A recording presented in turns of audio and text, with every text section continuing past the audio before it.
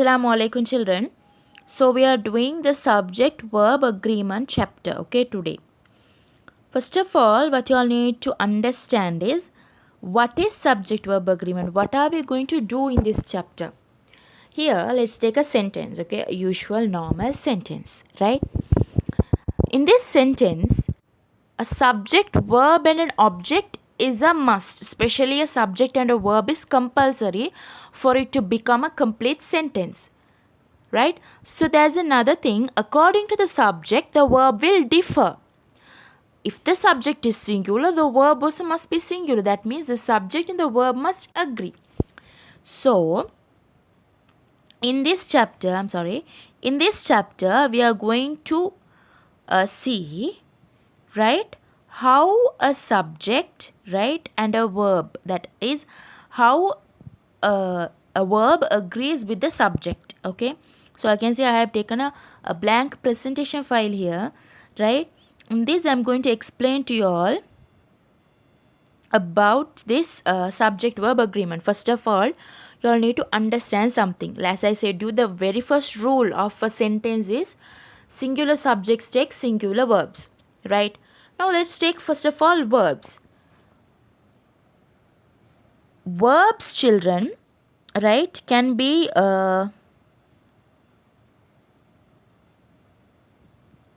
verbs can be divided into two, okay, that is verbs can be divided into two,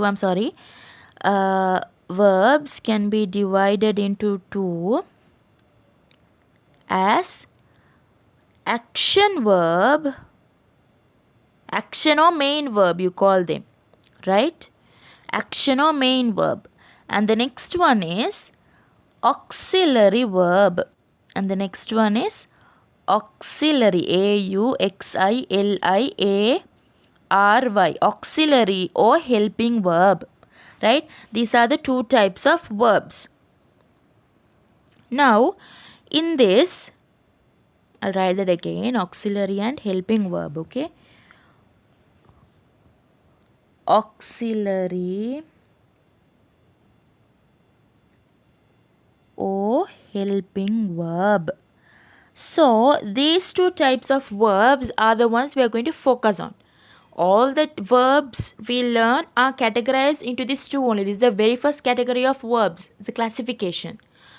Action or main verbs mean you have these action verbs you do, like jump, run, walk, eat, write, play, close, open. All those are action or main verbs, okay. Auxiliary or helping verbs means, right, is, am, was, were. You better copy this down, children, while I'm after you all watch the video, just pause the video, try to pause the video and watch, copy this, okay. So under helping, auxiliary verbs are is, am, are, was, were, has, have, had, do, did, does. All those comes under helping verbs. I hope you all remember because I taught the same lesson last year also, okay. So now using these verbs only, we are going to see how these verbs agree with the subject. Suppose I take a sentence, she plays netball. That is the sentence, correct. So now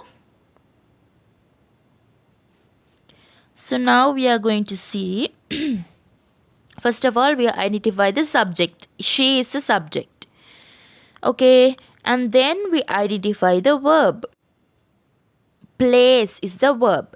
So you all can see here S is there. She is singular, right? She is singular. You all know that, one person. So if the subject is singular, the verb we need to add S. Here we need to add S to the verb. This is what you call a singular verb. The simple present tense verb with the word S, that is singular verb. So singular subject, singular verb. Similarly, right, Let's take a plural subject. They play netball. Right? So in this, they is the subject, play is the verb. So here we haven't added s. You can see we haven't added s. Right? No s. Okay? No s.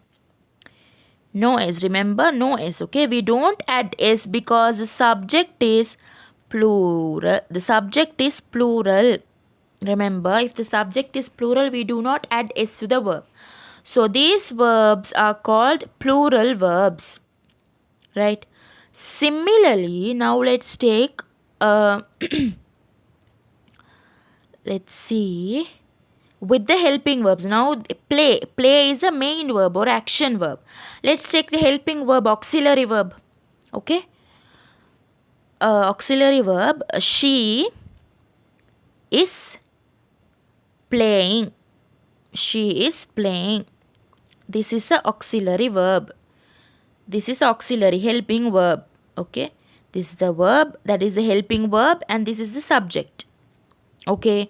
So here, this is singular. Is singular because she is singular. Okay? Similarly, right?